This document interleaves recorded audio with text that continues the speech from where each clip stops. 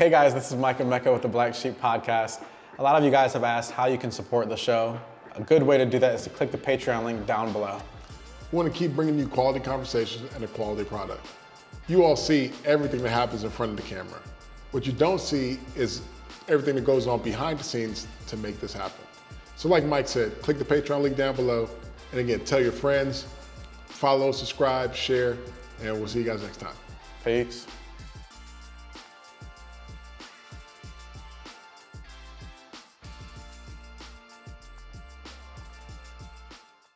Oh, hey, welcome back, guys. This is Mike and Meka with the Black Sheep Podcast.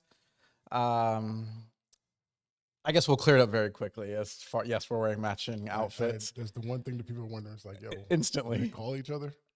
And this was not planned. I actually opened the door to the studio and seeing him up front and got very upset. I hate him for this because he could easily have taken his jacket off. But It goes with the fit.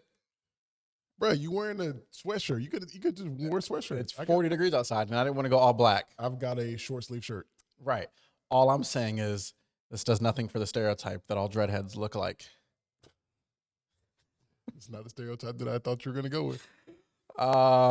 Yes. So this was not planned. So I don't know if that says a lot about us. I'm wondering because they say like this is going to sound weird, but they say people in relationships start to look like each other. You know what? And someone did make the comment last night that you two do sound like a married couple. And now you got dreads. We're matching clothes. It's locks. It's the correct vernacular. Even though I did say dreadhead.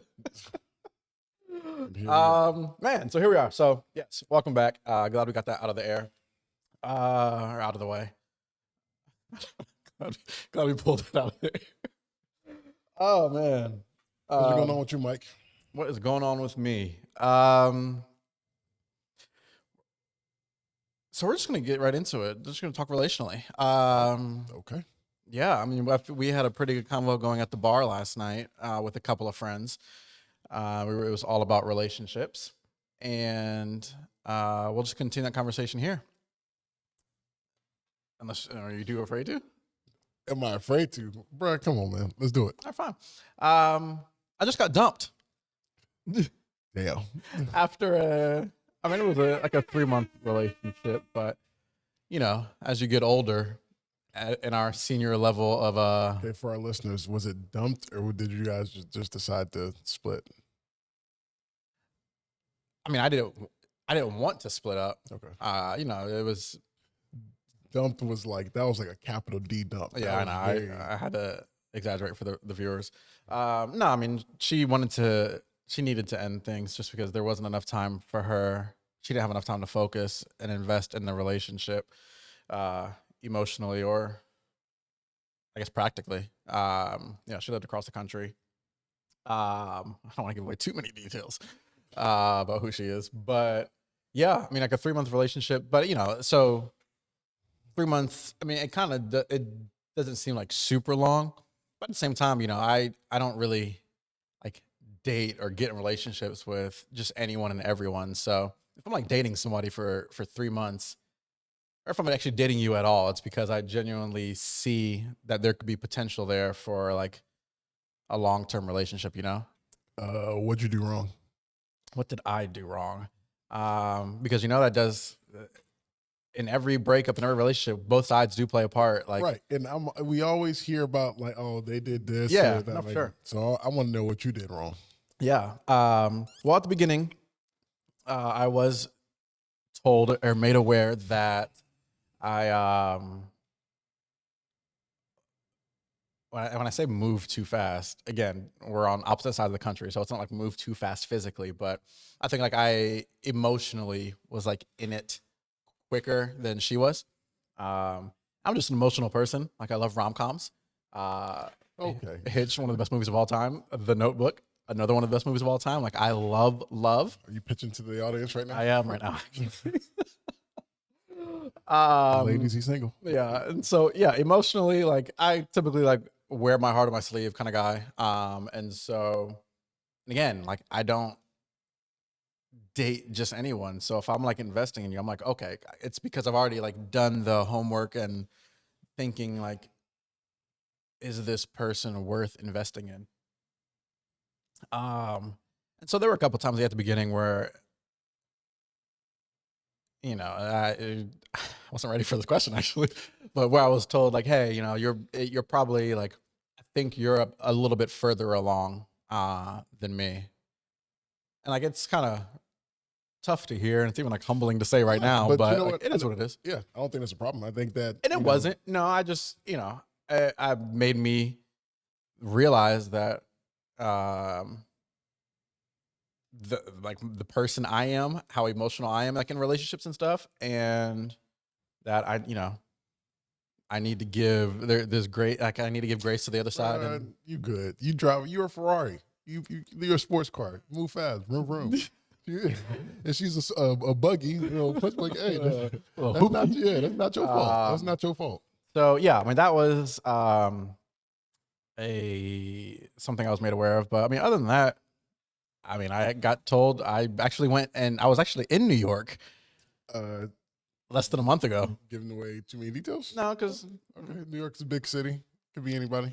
Yeah, New York's a huge city, which I fell in love with. New York. I almost said the borough. I was in Brooklyn, and I was like, yo, I could like low key see myself here because I've always, and I was funny because I was talking to a customer the other day about, because a customer came in here who recently moved here from New York last year, and I was kind of just sharing with her my experience. And I grew up on the East Coast, but I grew up like in Jersey. Every time I went to New York City, it was always like to Times Square and to go shopping for the day, or then come back home. It wasn't ever like walking around the boroughs and going to like different little restaurants or little bars or anything like that, or little shops. But I got to do that on this last trip in New York. I was there for like 4 days. And it made me realize that like, while yes, New York is huge, at the same time, like, your little neighborhoods and stuff like that. Like the girl I was dating was, she recognized different people out walking around like in their little neighborhood. Tons of dogs there. My dog would love it.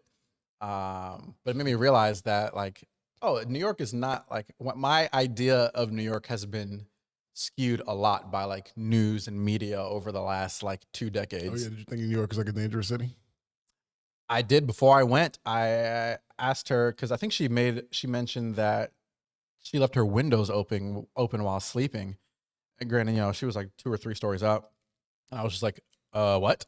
And she's like, yeah, I mean, but New York virtually has no crime. And I said, bullshit. She showed me statistics. I'll let you know. No, because I corrected it quickly. And New York is not even. And did we talk about this? New York is not. Yeah, group chat. Yeah, with group chat with who? Polo. Oh, yeah, because you thought New York was dangerous. I did not think New York was dangerous, but our friend Isaiah definitely put the stats. Oh yes. Well, because someone thought New York was dangerous in there, and New York is not even top 100 in like murder rate in the country. I mean, murder is not just the only thing, but yes, New York is. Right. But again, my perception of New York City and stuff. Just remember that we're fed everything through our media. Exactly. Media skews everything. And so yeah, just going there, like living there for 4 days, walking around, reading those statistics and stuff. I'm like, oh, New York is not as bad as. Almost said Fox News, as the media paints it out to be and stuff. And so all that to say, I loved New York, but now I've got a shitty memory.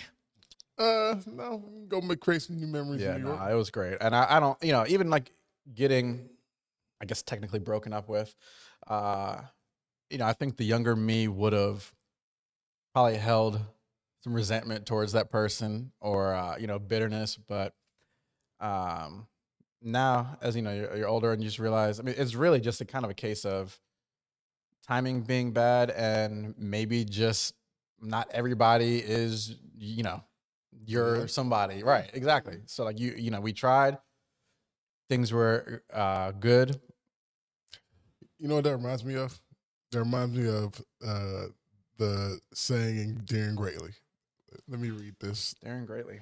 I'm not going to read it. No, go ahead. Please read, because you did so well last time. No. But you remember that part about the airing, that person that's in the arena that airs over and over and over. Oh, yes. Yeah. You want to go back to that quote? No, I'm not reading it again, but I'm just saying, for the fact that you are engaging in a relationship and you air put yourself out in the arena, yeah. What is Daring Greatly? Was that a book? Yes, it's the premise of the whole. Like it comes out of that quote is what The quote comes Brene out of the Brown book? started the whole like book. She has a book called Daring Greatly, Oh, I didn't know that. and then Tom Brady took the man in the arena part. Like it's just different snippets of one long quote from Winston Churchill. Gotcha. Okay, I did not know that. Yes, yeah. You're You doing know, greatly. So I'm in the arena. I got knocked down a little bit. Lion came and took a swipe at me, and I'm not in the arena. I mean, we're gonna be. yeah, let's talk about you. So what's going on with you? I didn't realize that we were gonna go. Like this is gonna be more of a personal podcast for us and our followers. It is what it is. Yeah, I'm not necessarily in the arena. Why? Man, if I'm really honest, because I've been looking over this over the last couple of months to a year, especially with the work that I do. Man, I really do think there base level. There's a fear there, and I've been looking into like attachment styles, and I have an avoidant attachment style. Let's talk about attachment styles really quickly because I bet there's some out there who don't know what that is, but it's really good in understanding yourself and probably your partner that you're. All right, let me preface with the fact that I am not a relationship expert, nor am I. Well, I am a therapist, but I'm not like a clinical psychologist. But But you've acted like a relationship expert for me for the past 15 years. I've helped you. I got you. Yeah. But I was reading a book called Attached, and it just talked about relationship styles and how we're either secure, avoidant, anxious, or disorganized. So secure meaning like you got your needs met when you were younger. I'm sorry. I don't know I what's should funny not about be that. on Twitter right now. But secure meaning that you got your needs met when you were younger. Avoidant and anxious mean you didn't get them, and so they manifest in how you relate to people, now, and that can be even in friendships and just relationships in general. But I know that for me, growing up, I did a lot of moving. My parents were very traditional Nigerian. My dad is very like stoic, so we didn't really have that like, I love you, like back and forth relationship stuff like that. And so I know that for me, I've always been very independent when it comes to my emotions. So I trust me and me with my emotions. It's very hard for me to like put someone else in a position where I am sharing myself with them. So that has definitely come up in my relationships. Mm-hmm. And so I am trying to work more on being in the arena because it's a commitment to go into the arena. And I think that plays into my like fear of commitment and just fear of being seen probably. But how do you, I mean, the only way to get comfortable with fighting and like being in the arena is by just getting in the arena. Right. You can't get comfortable by like being outside of the Coliseum. So if any of our followers wants to date me, get in the arena is what I'm saying. Like, just do it. Like, it's what does getting in the arena mean? Go in this context. Go out, be vulnerable, put yourself out there, date some. Like, if you're interested in somebody, just be like, hey, let's go out and grab dinner. See, the thing that's it's crazy. Not dinner, a drink, because what sucks is that I've got a lot of stuff going on like that are not very good as far as like indecisiveness. One day I might feel like, oh, this is great. And then the next day it's like, oh, I'm bored. Like, and so then it's like, do I push past the boredom? Or is this like a fake wall that's up that is trying to protect me from going in to the arena? I mean, that's just people. Like, even like in the relationship, like when I was in it, I was like, not every day is going to feel like roses and lilies and sunshine. Like, there's some days where you're going to be sick of your partner, probably not want to be around them or hang out with them. I mean, it's just relationships where at the end of the day, we are all humans. I mean, do you want to hang out with me every single day? Don't put me in a position to insult you like that. Okay. Yeah, I mean, that's relationships. So I mean, that is part true of realizing that. Thing is, look, you look back. Well, we've been in a relationship for 20 years. Like, Yeah, 2025. Still rocking and rolling. We've had our ups and downs for sure. Absolutely. And even when I was dating the girl, like there's some times where I was like, I don't really feel like talking. I'd much rather just play Call of Duty. Oh, I remember those. Yeah. I mean, so the indecisiveness or just really realizing that, hey, I have all of these different emotions. I don't think that should shine like a negative light on you, maybe to determine like, am I ready to be in the arena? It's more so just like, no, I'm like, these are kind of emotions come with the full package. And it's not just you; it's everybody. Everybody goes through that. It's crazy because in my brain, logically, I know that you are exactly right. I know it's right. Yeah. And then it's like when you get there, it's like it's almost like having an outer body experience where it's like, I know I'm not doing this right, and I can't stop myself from not doing this. I was actually thinking this morning, getting in my car on the way coming here, I was like, damn, why is it so easy for like me, I'm sure you, to give relationship advice or kind of any advice to other people, but it is so hard to take my own advice. And like, I'm like, man, heck, there are times as you learn, obviously you learn new information, and then you kind of think about how previous like things have played out, but through the lens of new information that you've learned. And so it's like, now that I've learned about like my tendencies, I look back on relationships that I've had that did not work out, and I'm like, the story I used to tell about that is not the right story. Like, wasn't her. Definitely my, issues of like, all right, getting a little, moving a little bit fast here, getting a little skittish, pulling the eject button, Yeah. Damn, I just saw this I was looking for a quote about pride, and more so like seeing things in yourself and why it's so hard to address certain issues in yourself, but it's so easy for us to point them out in other people. But then I saw this Brene Brown quote that I've got like a note full of quotes in my phone and laptop, and she said, "There are a million of go for it. Go, yeah. Not so easy, is it? The floor is yours, sir. Go ahead. Take a deep breath if you need to. Shut up. Okay.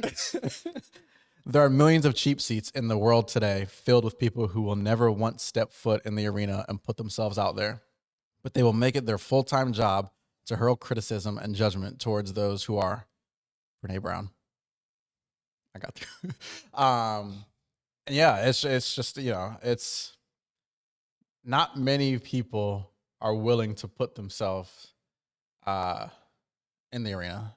Right. I'm one of those. Yeah. I don't want you to be. I don't want to be. So then don't. Okay. Like, this is what we're going to do. Hold on. The next date I'm going to go on. By the next podcast episode. I'm going to put you in my ear. And then you just tell me, you hitch it up. No. Well, yes, I can do that really well. Because but how about this? I challenge you that by the next time we record and release an episode, you have to go on at least one date. And maybe not like, I'm not saying like date, but like hit up someone, hey, I would like to go grab coffee or like to grab dinner with you one-on-one. You act like I'm not out here in these streets. Do you accept the challenge? Yeah, sure. What's up? We'll report back next episode. All right, well, holla at you. I have a question for you. Yeah, so as far as dating goes, because I'm sure there may be some readers, some like viewers or listeners who are wondering, what's it like dating for you, someone with a disability? Like, does that add to any of the maybe unwillingness to get in the arena? Does that add to? I definitely feel like, for me specifically, there's a layer. Obviously, there's a layer there that's compounded with my own background that I'm speaking of.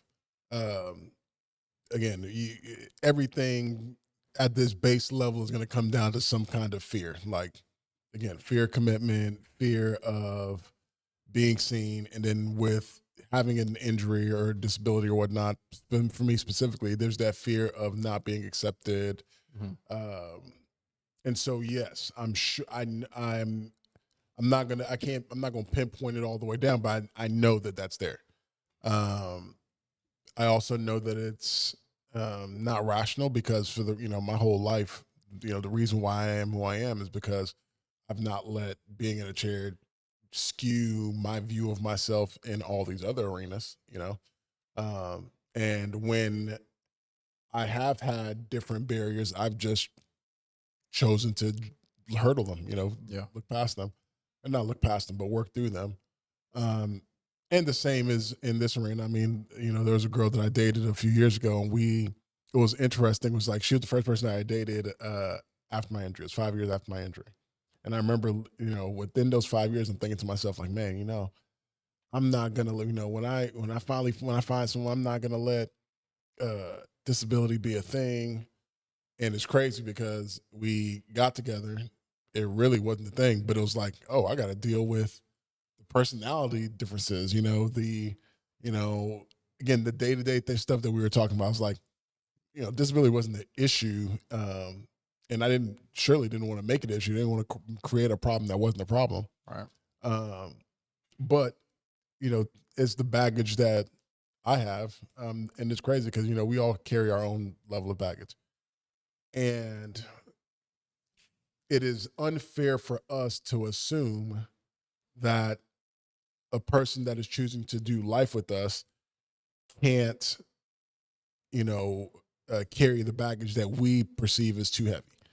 That's not our job to, or even things that we perceive as baggage. Or things maybe it's not even baggage. Yeah. Maybe it's a carry on, and it may not be for them. And so it's not our decision to make for that person. And I think that's for me is like there's a level of control where you want to plan and you want everything to work out the way you plan it. And it's that's that level of anxiety and stuff that gets in the way of just jumping in. Yeah. Yeah, I know that. I'm a anxious attachment style myself. We've shared our backgrounds before on here. And my background plays heavily into that anxious attachment style of always wanting to and maybe honestly that was a big part for me in this last relationship was always kind of like checking in and checking the waters and making sure we're good. And maybe I probably did that a little too much. Of course, distance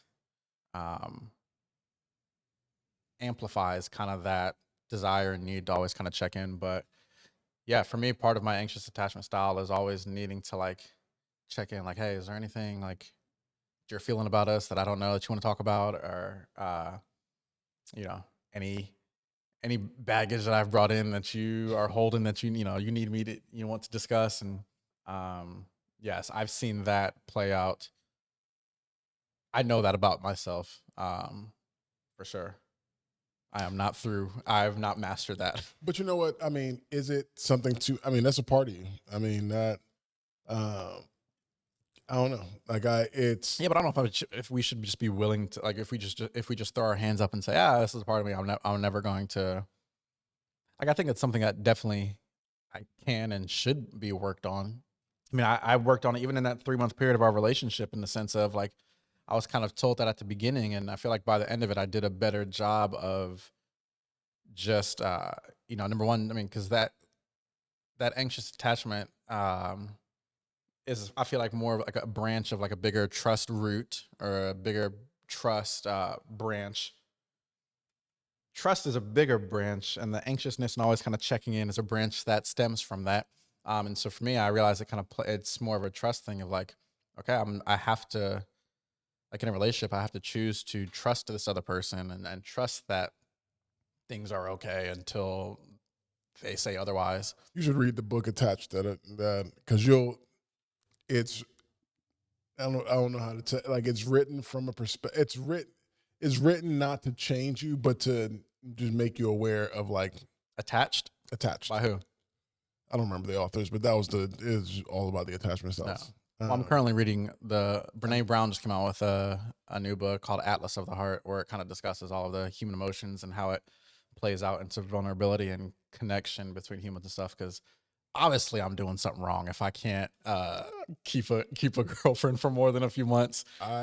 and all of them kind of end the relationships because of saying the same thing. I'm just like, okay, well, and they've all ended saying like I don't have the emotional capacity or bandwidth. And so I've asked you a couple times, I'm like, why? You know, you got to look at your track record and stuff. And if all of the people in the past that you have dated or been with or relationships, if a majority of them have ended the same way, I think that's a good opportunity to look at yourself and say, why am I attracting these? Well, I would add, the therapist in me is going to say that is just it's a trauma response, and you're we kind of end up like replicating these patterns that we are comfortable in, and it's not like we want to, but it's just like it just happens, Yes, but what's crazy, dude?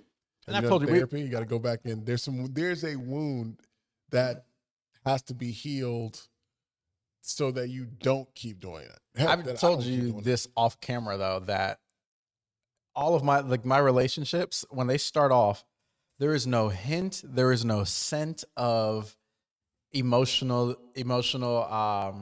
insecurity, lack of emotional capacity or anything like that. Or else I wouldn't get involved in the relationship. I'm not going to get involved in an emotional relationship with someone if I know, or at least like cognizantly, I'm just going to keep moving through that word because I'm pretty sure I said it right. But like I wouldn't willingly get involved with someone in an emotional relationship if I know that they don't have the emotional capacity. So for me, it's like, okay, how do I keep ending up in these situations when at the beginning there's no scent or hint of it at all, but give me a few months in and all of a sudden it shows its head again? Because in a few months in is when you are at your truest self versus in the beginning. Like in the beginning, you're like, there's a lot of energy that's just like, it's almost fake energy because it's it's that honeymoon stage. I feel good. And then a few months in, it's like when you're into the insecurities start to feel comfortable to creep up. It's like, all right, finally we're safe. Now let me show you who I am. Same thing for me is, again, after a couple months, that's when I'm like, that skittishness comes up. It's like, oh, like I'm finding reasons as to why I shouldn't be here. And it's like, that's not what I should be doing, Mm-hmm. And so I'm still trying to figure out what was the initial thing that someone said. Maybe it was leaving and living in Nigeria and then coming back and then having to figure out like, okay, I'm comfortable with myself, with my emotions. And I don't typically share a lot. I've been trying to get better at that for the last 2 years, where it's like, all right, let me be more comfortable in negative emotions, because it's not that I don't have them. I just want to be more comfortable in expressing them. And that, for me, I think allows me to be more comfortable in who I am, the full version of who I am. Not just the optimistic, positive Meka, but also the Meka that don't feel like getting out of bed. And then being able to, again, me be comfortable with me, and then me hopefully leading that into me being comfortable with someone else. So I don't even know where I was going with that, but you get what I'm trying to say. Yeah. I'm just happy that you took me upon my challenge.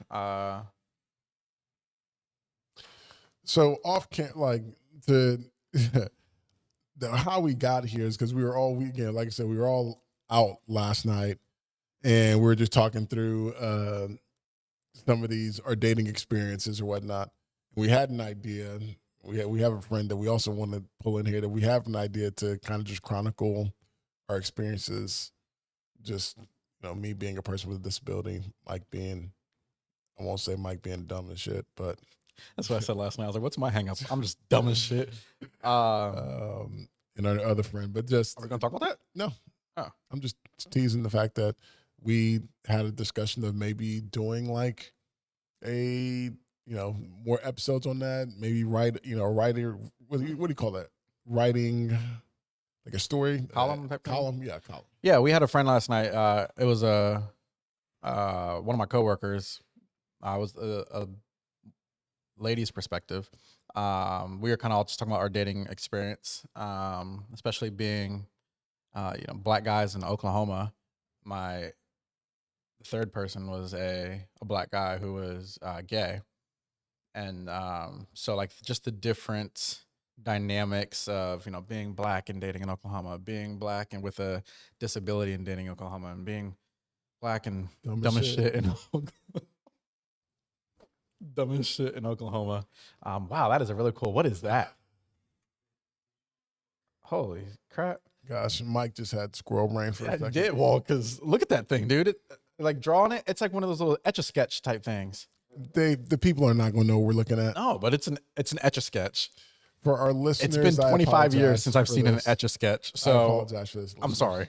But she wrote us out a couple of questions for us, maybe to like kind of answer and talk about a little bit. And for yours, she wrote, like, do you feel like people assume your dating life is centered on dating other people with disabilities?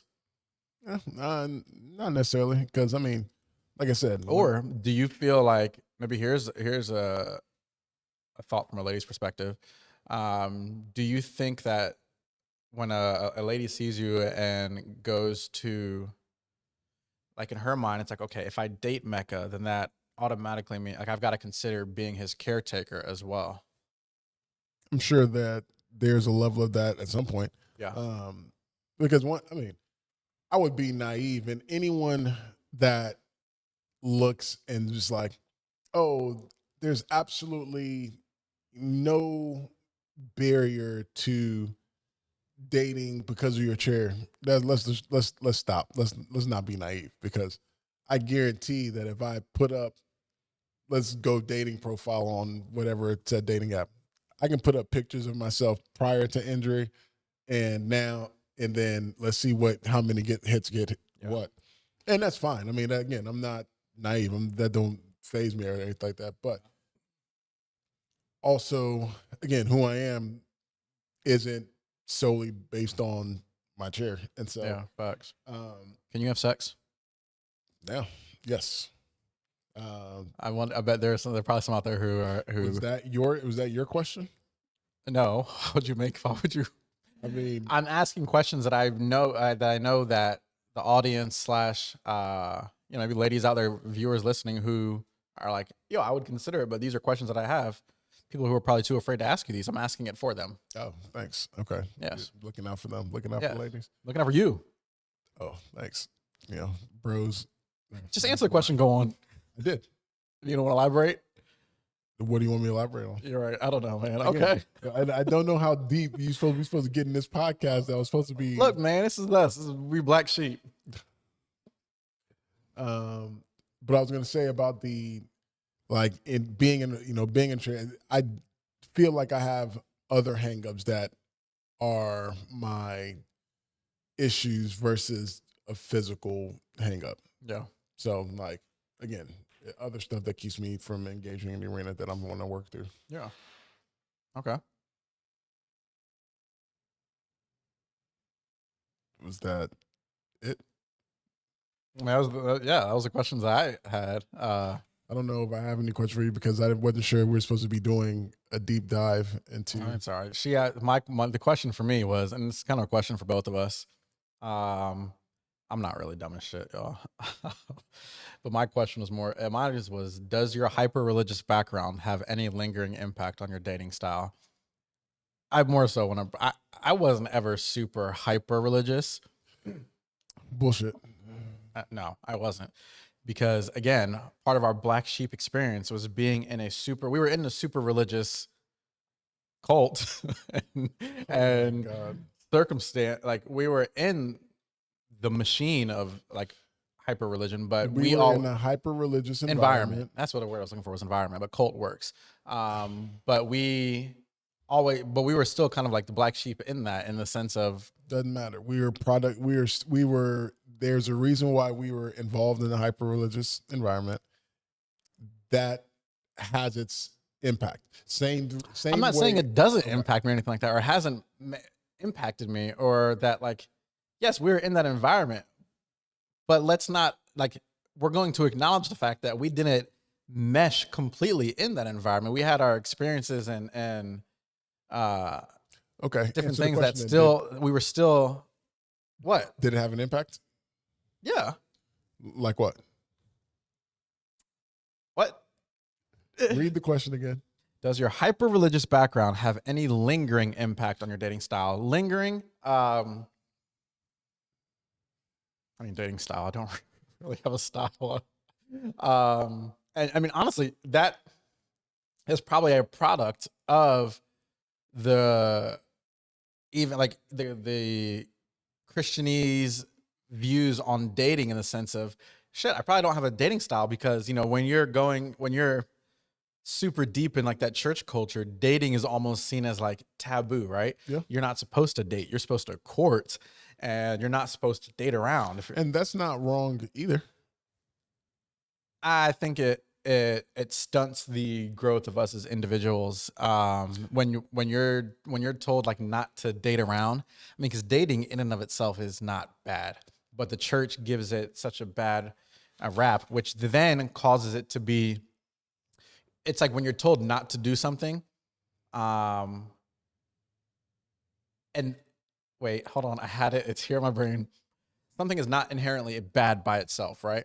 But when you're told not to do it, but then it gives you that little, like, I mean, not to get super religious, but Paul says it in the Bible, talking about, I do the things I don't want to do, right?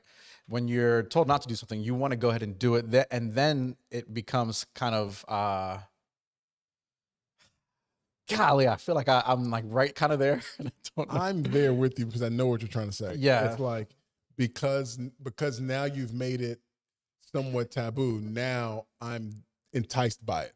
And because I'm enticed by it in secrecy, that's when kind of these like the bad circumstances or things kind of come into play, rather than if we just say, hey, guys, y'all are young, you're in your early 20s, you're hormonal, go out there and date, but do it in a productive / responsible way. It wasn't really taught like that in the 90s and 2000s.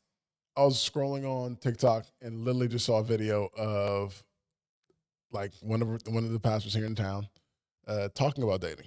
Said dating it's like the word dating is not in the Bible, but because of how we date, it almost basically prepares us or has us trained to get divorced because of like being, you're trying, if it doesn't work out, you leave. Trying, doesn't work out, change.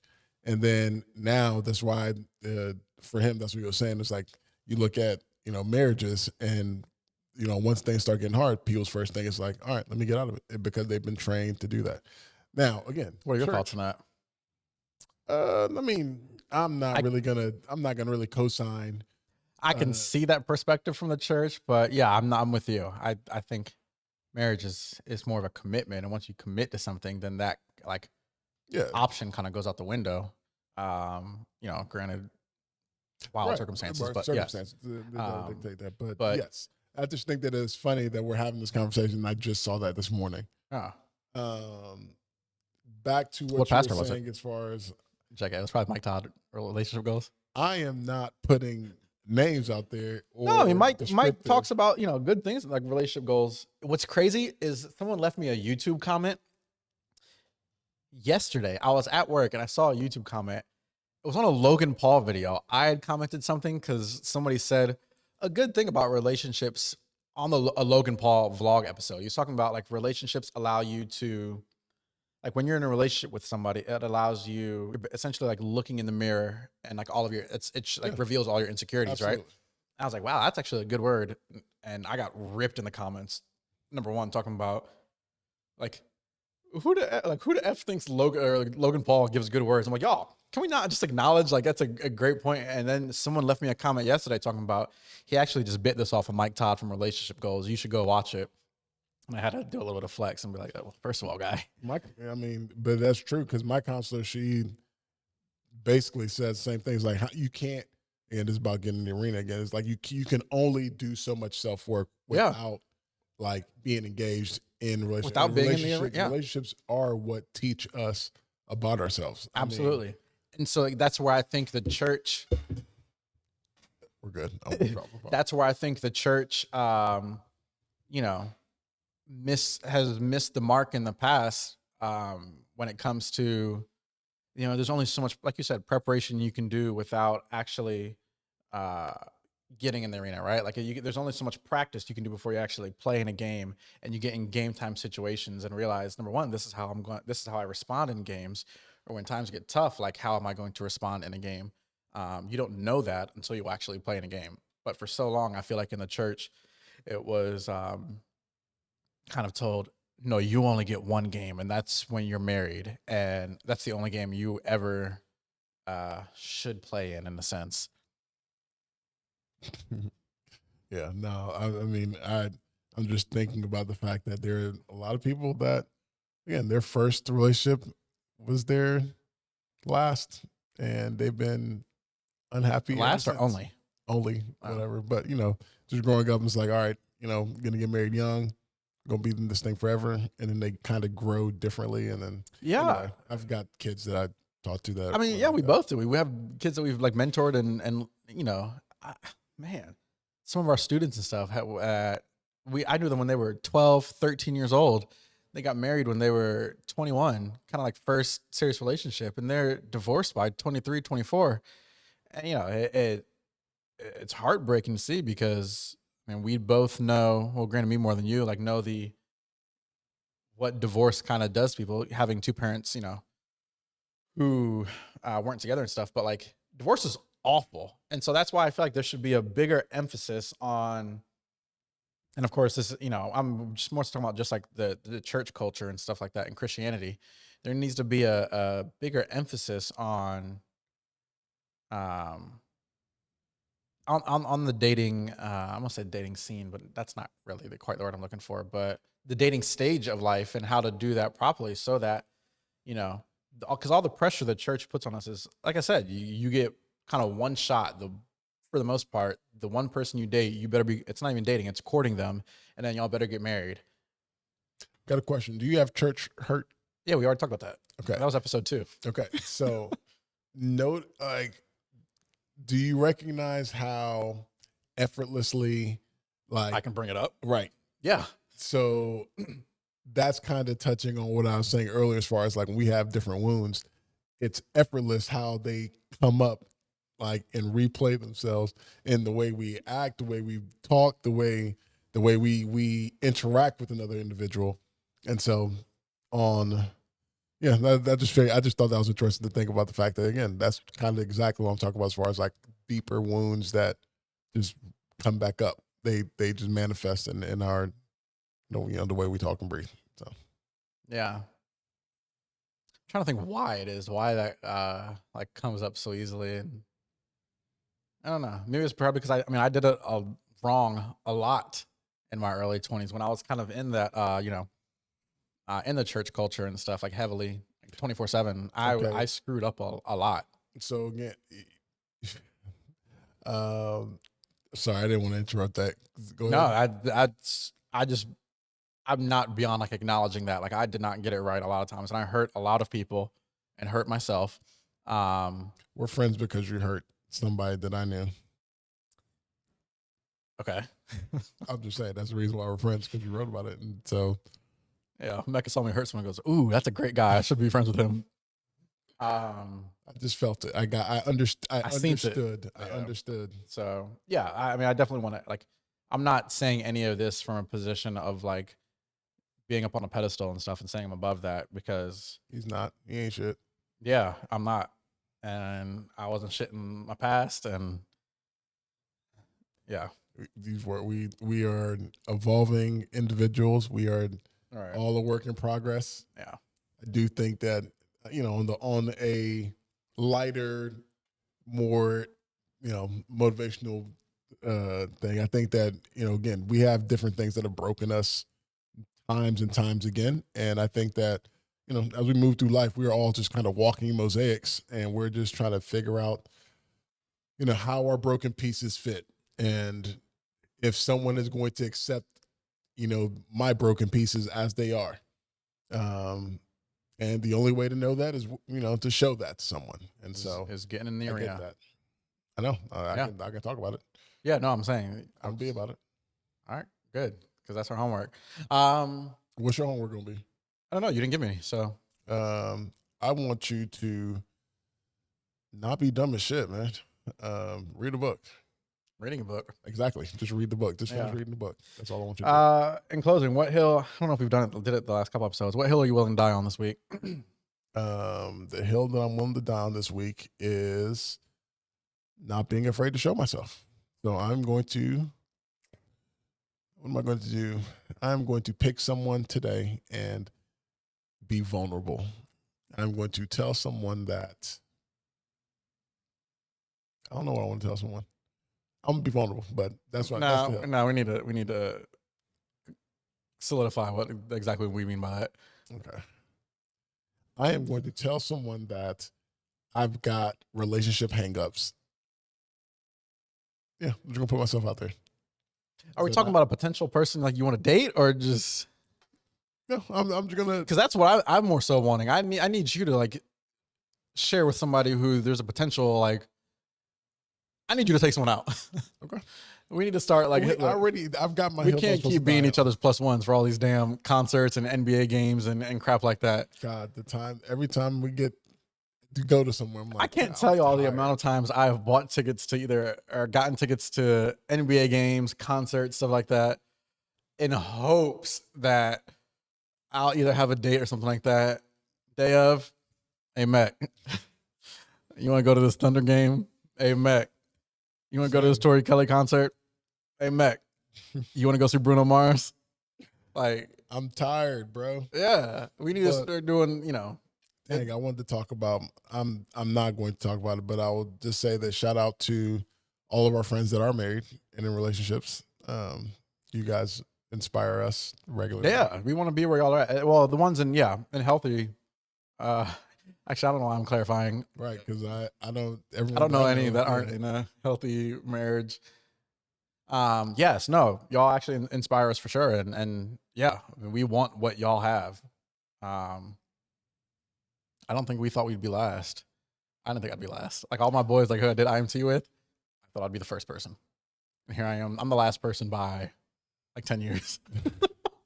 I didn't think whether or not I'd be last or anything. I just more so Is that like when I'm ready. Dumb as shit for me to even like think of that? Like, do friend groups do that? Do y'all like look at your friends and Place go bets on who's going to be? Yeah, who's gonna be the single? Okay, good. I just want to make sure I'm not the only person who's done that. No, I just it's kind of just like when the time is time. Like it'll be what it's going to be. But Yeah, okay. I feel like that's probably Bullshit. my own cop out to not putting pressure on myself. Yeah. I've even all that time that we spent in our young adult group, I never had that overwhelming like feeling of urgency of like, oh, I got to get into a relationship. Meanwhile, we did life with all the guys that we were with. Everyone had that kind of like that sense of urgency, that marriage sense of urgency. Like, I don't know if it wasn't like a marriage sense of urgency for me because again, I did not really want to get married young just because we've had a bunch of friends, even from the church group, who have gotten married. I mean, our students, people we did life with who got divorced a couple of years afterwards. And I've always, again, known how much, how impactful divorce is, especially when kids are involved and stuff. And so like, I never wanted to get married young for that. Like, I want to make sure, when I get married, I'm kind of like a one and done guy. For me, it was more like it's my competitive nature. Like me and my boys, like I'm not losing to y'all, essentially. That's kind of, and that's probably just me being dumb as shit, but like. But you make all these jokes in our group chat about their babies, and I love their babies. I mean, you don't make jokes about the babies. You make jokes about their lifestyle now. So you ready for Elaborate? No, I literally say whenever they have like videos of the babies and stuff, yo, y'all, your babies are cute as hell. I love it. I don't want that right now though. Okay, that's what I'm saying. Yeah. I'm not charging you up. I'm just. I don't know. We just needed to clarify for the viewers. Like I'm not roasting people's babies. You're roasting a lifestyle. So I'm saying, are you ready for that lifestyle? With a child, no. With another person, like sharing a lifestyle with, like a marriage with, I would say so. I don't know. I know that when I was younger, I say like this was more like 7 years ago. It's like I was focused on trying to build me, and I've done it. Like, I mean, I've got a career. And that won't stop Right. with you getting in a relationship like with someone, Right. someone But else. you know, we're always shouldn't like, stop at least. we wait to, you know, even with guys, we wait till the right time to commit. We wait for the right time to get married. And I mean, to be honest, I mean, it's the right time. Like, there's nothing that is, there's no actual barrier. So I'm just putting but it out also there. like, and I'm not talking speaking to myself, by the way. Yes, but like, I mean, a lot of people, excuse me, I've heard say it of like, oh, just things aren't like timing's not right now, which to a degree, I get that thinking. At the same time, like the time is it's never going to be like perfect timing. If you have two people who are constantly doing the work of growing, constantly doing the work of trying to better their community, their lives professionally, like constantly investing in their relationships, like the timing is probably never going to be perfect for both people to sit down and say, hey, I'm willing to, now now it's the perfect time for me to invest in a relationship. Because with relationships come a whole host of other issues that go on, like between another person and stuff. Career, I don't know. All that to say, I've heard before is like, and I feel like sometimes people use it as a cop out of, it's just not a good time. And I'm like, well, when? No, but it's always a cop out. That's what I'm saying. Like, it's. Oh, you're saying, yeah. I'm saying that, yeah, that's Yeah. There's no perfect timing. I mean, crap always happens, dude. Like, So, yeah. all that to say. I don't know. I was going to talk about whatever hill I was willing down, but I had to think about it for a second. Yeah, well, because you should have sprung that on me out of nowhere. Yeah, I would more so say my hill is, we need to do a better job at got very quiet. The church / just maybe like society as a whole. What? Because I'm still a part of the church in some regard. Okay. Do a better job of I don't know what word I'm looking for. Not like when you're like stoking something or cultivating. Do a better job of cultivating. I got that. That was good. Thank you for. I'm here. I got you. Do a better job at cultivating what healthy relationships look like and how to date when you're younger. Like, and when I say younger, I mean like early 20s and stuff. To be fair, okay, Big C church, yes. There are some churches that do a great job of talking about it. Yeah. Yeah, when I say the church, when I say the church, I'm not talking about like any like one church in particular. I'm more so talking about like evangelical Christianity, because that's what we've been a part of. That's where we're in the middle of that here in Tulsa, Oklahoma. So just like, yes, like Christianity, American Christianity.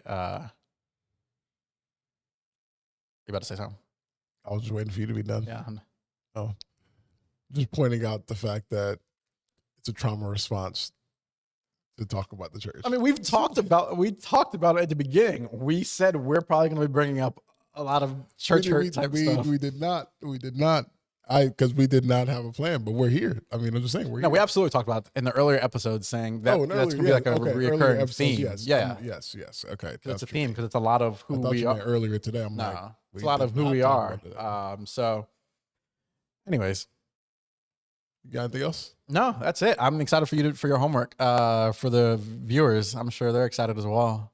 I'm sure they will be. Yeah. So next time when we come back, we're going to be in-depth diving into Meka's dating life. We're not going to be in-depth diving into anything. I will touch on it. We'll sprinkle over it. We hope it goes well. Anyways, we appreciate you guys tuning along and hearing us ramble about relationships, a subject that we know nothing about.